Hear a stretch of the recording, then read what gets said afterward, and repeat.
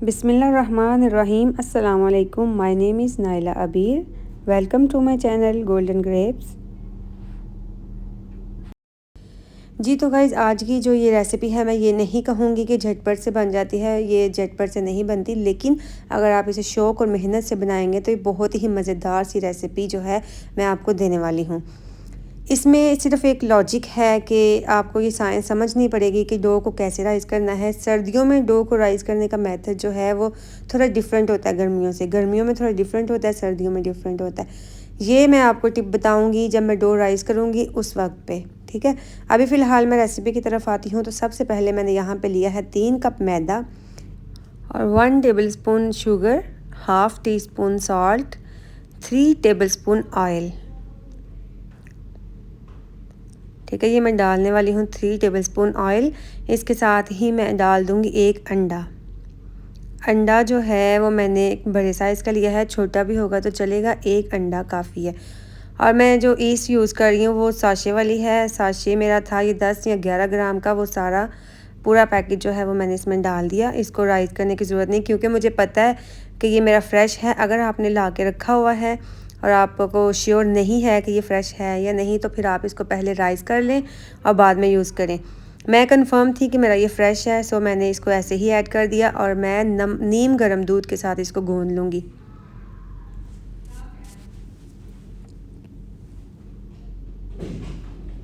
दूध की मैंने मेजरमेंट नहीं की, क्योंकि मुझे इस तरह से इजी लगता है। अगर मैं मेजरमेंट करूँ तो कम ज़्यादा हो सकता है, इसलिए मैं क्या करती हूँ कि साथ साथ थोड़ा थोड़ा डाल के चेक कर लेती हूँ। और जिस तरह से मैं घर का आटा गूंदती हूँ ना, मतलब जिस तरह से सॉफ्ट मेरा आटा होता है घर का, उसी तरह से मैंने ये डो भी सॉफ्ट रखी है। ना बहुत ज़्यादा ही हार्ड है, ना बहुत ज़्यादा ये नरम है, ये देखें आप। और इसको हाथों की हथेली से कम अज़ कम भी आपने 5 से 6 मिनट तक गूंदना है, कम अज़ कम। और ज़्यादा से ज़्यादा आप 10 मिनट तक ज़रूर इसको गूंदें, हाथों की हथेली से इसको गूंदना है, ठीक है। तो चलें जी, ये डन है। अब हमने इसे करना है राइज़। तो जिस बर्तन में हम इसे राइज़ करेंगे वो कम अज़ कम भी इससे 3 गुना ज़्यादा बड़ा होना चाहिए। और हम इस पे करेंगे ऑयलिंग। फिंगर्स के साथ आप फिंगर्स पे हल्का सा ऑयल लगा के इस डो पे लगा दें और इसको कवर कर दें। किसी भी चीज़ से आप कवर कर सकते हैं। मैं यहाँ पे रैप पेपर का यूज़ कर रही हूँ, और आप कोई भी इस पे प्लेट रख लें, कुछ भी रख लें, ठीक है, चलेगा। अब आप इसका साइज़ चेक देखें कि कितना थोड़ा सा साइज़ है, ठीक है। राइज़ होने के बाद आप देखेंगे कि ये बाउल मेरा फुल हो चुका होगा। इस कदर हमारी जो डो है वो राइज़ हो जाएगी, बड़ी ही परफेक्ट सी। ये टिप आपको मैं देने वाली हूँ कि सर्दियों में डो कैसे राइज़ करनी है। सर्दियों में डो राइज़ करना बहुत मुश्किल है। तो मैं यहाँ पे क्या करूँगी कि जो मेरा बाउल है उसको मैं धूप में रख दूँगी। धूप मेरी अच्छी खासी आज जो हमारी निकली हुई थी उसमें रख दूँगी, और उसको कम से कम 4-5 घंटे मैं धूप में ही रखूँगी। और जनाब 4 से 5 घंटे इस डो को राइज़ होने में लगते हैं। गर्मियों में 1 घंटे के अंदर डो राइज़ हो जाती है, लेकिन सर्दियों में 3 से 4 घंटे या 5 घंटे तक टाइम लगता है। तो चलें जी, डो हमारी राइज़ हो जाएगी। तो अब हम चलते हैं अपनी प्रेपरेशन की तरफ। जो हमने इसकी फ़िलिंग करनी है वो फ़िलिंग हम तैयार करेंगे। तो सबसे पहले मैंने यहाँ पे ऑयल डाल दिया है। ये मैंने लिया है बारीक कटा हुआ लहसुन, अदरक नहीं, सिर्फ लहसुन है ये, ठीक है। लहसुन बारीक कटा हुआ लिया है, और इसको अब हम करेंगे सौते। इसको ज़्यादा गोल्डन कलर नहीं देना, बस हल्का सा ब्राउन करना है।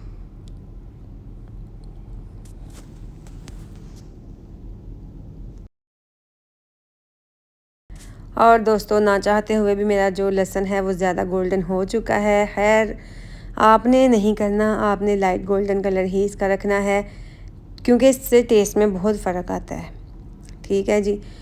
अब मैंने यहाँ पे डाल दिया है चिकन मैंने बॉयल करके श्रेड किया हुआ था। सिंपल नमक डाल के चिकन को बॉयल किया था और फिर इसको श्रेड कर लिया था, इसके रेशे बना लिए थे, वो डाल दिया। और अब मैं इसमें डाल दूँगी यखनी, जिसमें मैंने चिकन बॉयल किया था और उसमें जो पानी बच गया था ये वही यखनी है। और ये डालने के बाद अब हम इसको थोड़ा सा भून लेंगे। चलें जी, अब मैं इसमें डाल दूँगी नमक और सुर्ख मिर्च, हल्दी, तीनों चीज़ें डाल के इसको भी थोड़ा सा भून लेंगे, ताकि जो मिर्च और हल्दी का कच्चापन है वो भी ख़त्म हो जाए, ठीक है जी, इसको भी तीनों चीज़ों को डालें और थोड़ा सा भूनें।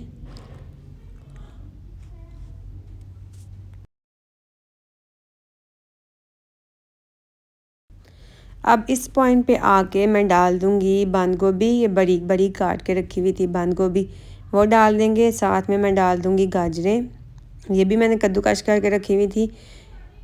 तो ये दोनों चीज़ें डालने के बाद इसको भी भून लेंगे और ज़्यादा नहीं भूनना, बस तकरीबन 1-1.5 मिनट के लिए इसको भूनना है, ठीक है। थोड़ी कच्ची कच्ची रखनी है।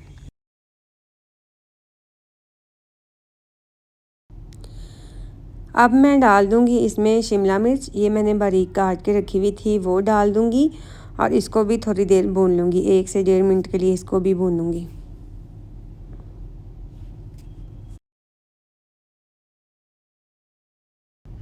इस पॉइंट पे आके आप चाहें तो आप टेस्ट कर सकते हैं, इसमें नमक मिर्च वगैरह का अंदाज़ा लगा सकते हैं। और जब ये ठीक हो सब कुछ, फिर हम इसमें डाल देंगे ऑरिगेनो, ये है सोया सॉस, और जी ये मैं अब डालने वाली हूँ इसमें ऑयस्टर सॉस, और इसके साथ ही मैं डाल दूँगी इसमें डार्क सोया सॉस।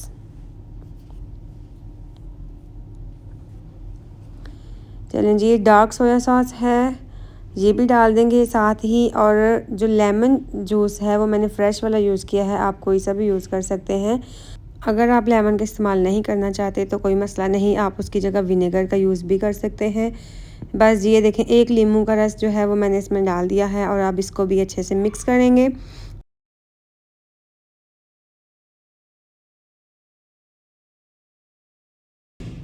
चलें जी जनाब, अब मैं यहाँ पे डाल दूँगी ब्लैक पेपर। ब्लैक पेपर जो है वो बिल्कुल लास्ट पे, एंड पे आपने डालना है, ठीक है जी। डाल दिया। अब मैं डाल दूँगी इसमें ग्रीन अनियन भी डाल के, स्प्रिंग अनियन जो होते हैं वो डाल के लास्ट पे आपने ये दोनों चीज़ें लास्ट पे ऐड करनी है। ये ऐड करने के बाद आपने क्या करना है, 1 चम्मच कॉर्नफ्लोर लेना है और उसमें 2-3 चम्मच पानी डाल के मिक्स करके वो भी इसमें डाल के तो इसको पका लेना है, ठीक है जी।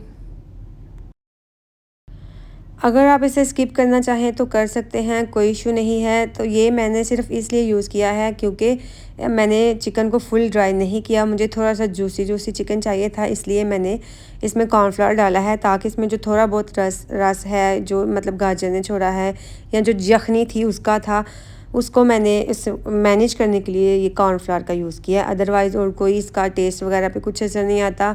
आप स्किप करना चाहें तो स्किप कर सकते हैं और इस चिकन को फुल ड्राई कर लेना है। मैंने चिकन को फुल ड्राई नहीं किया, थोड़ा जूसी रखना है और इसको हैंडल करने के लिए मैंने इसमें 1 चम्मच कॉर्नफ्लावर का यूज़ किया है, ठीक है जी। समझ आ गई मैंने कॉर्नफ्लावर का यूज़ क्यों किया है। अब जी धनिया डाल देंगे और हमारी फिलिंग जो है फ़ाइनल स्टेज पे आ चुकी है, मतलब हमारी जो फिलिंग है वो रेडी हो चुकी है। अब मैं आपको इसकी फ़ाइनल लुक भी दिखाती हूँ। ये फिलिंग बहुत मज़े की बनती है। आप चाहें तो इसे पराठे में भी यूज़ कर सकते हैं। मेरी जो फिलिंग बच गई थी, मैं नेक्स्ट डे इसको पराठे में भी यूज़ किया था, बहुत मज़ेदार पराठा बना था माशाल्लाह। चलें जी, अब हम देखते हैं हमारी डो का क्या हाल है। ये देखें जी, फ़ाइनल लुक इसकी देखें। डो हमारी 3 गुना मज़ीद बढ़ चुकी है, डबल भी नहीं, हमारी ट्रिपल ये जो डो है ना वो राइज़ हो चुकी है। अब हमने इसको करना है पंच डाउन, इसकी सारी हवा निकाल देनी है और फिर इसका बनाना है पेड़ा और हमने छोटी छोटी सी रोटियां बेल लेनी है बंस बनाने के लिए।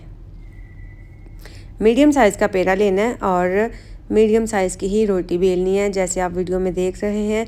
और इसकी जो थिकनेस है, ठीक है, आप देखें थिकनेस मैंने आपको फिंगर्स पर रख के दिखाई है, आपने उस तरह से रखनी है। इसके अंदर फिलिंग रखनी है और इसका बना देना है पेड़ा। जनाब रोटी बेलने वक्त आपने एहतियात करनी है कि सारी साइडों से इवनली जो है वो रोटी जो है वो बेली हुई हो। सेंटर से आपने ख़ास तौर पे ध्यान रखना है कि रोटी जो है वो पतली नहीं होनी चाहिए, इवनली थिकनेस जो मैंने आपको दिखाई है उतनी होनी चाहिए, सेंटर से भी और किनारों से भी। इस तरह से हमने इसको बाइंड करके और पेड़े बना लेने हैं, इस तरह से फिलिंग करके। अब हम सारे पेड़े तैयार करके फिर आपको दिखाती हूँ। ये देखें जी, अल्हम्दुलिल्लाह मैंने सारे पेड़े जो हैं वो बना लिए हैं और अब मैं इस पर कर दूँगी एग वॉश। मतलब मैंने एग लिया, उसमें थोड़ा सा दूध डाला, मिक्स किया और इसके ऊपर लगा दिया।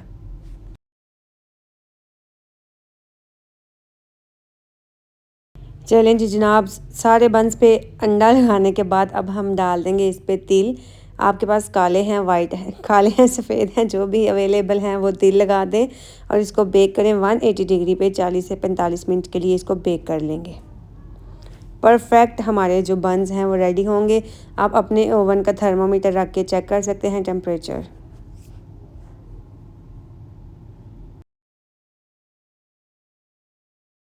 चलें जी, बंस हमारे बेक हो चुके हैं अल्हम्दुलिल्लाह। आप देख सकते हैं बहुत ही परफेक्ट किस्म के जो बंस हैं हमारे रेडी हो चुके हैं।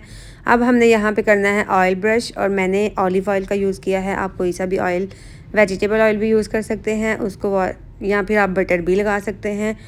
चलें जी, मैं यहाँ पे सारे बंस को लगा दूँगी ऑयल और आप देखेंगे इसकी फ़ाइनल लुक। अल्हम्दुलिल्लाह माशाल्लाह परफेक्ट हमारे चिकन बन जो हैं वो तैयार हैं। आपने जो मैंने आपको टिप्स दी हैं डो राइस करने की, इसको बेलने की, इसकी थिकनेस की, या जो भी मैंने आपको वो इसकी फिलिंग को हैंडल करने की जो भी टिप्स दी हैं आपने उसका ख्याल रखना है। सब चीज़ों का जब ख्याल रखेंगे तो आपके बिल्कुल परफेक्ट इसी तरह के बंस तैयार होंगे और आपके घर वाले बहुत पसंद भी करेंगे। चलें जी, आपने अब इतनी सारी मेहनत के बाद मुझे देना है थम्स अप। ठीक है, देना है, ज़रूर देना है, थम्स अप दें। मेरे चैनल को सब्सक्राइब करें। इंशाल्लाह ज़िंदगी रही तो फिर मिलेंगे, तब तक के लिए अल्लाह हाफ़िज़।